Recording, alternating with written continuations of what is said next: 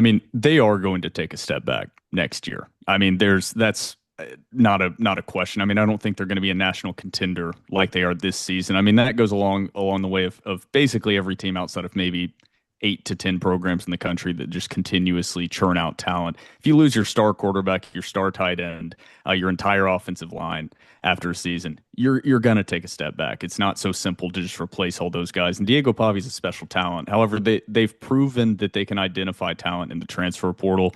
So I think there's different types of sustaining this success. I think into the future, assuming they can retain Clark Lee, which things are looking, I would say, relatively positive on that front based on some sources I've talked to, but not necessarily locked down. Some issues with the administration and some changing of policies regarding transfers and things of that nature seem to be the holdup.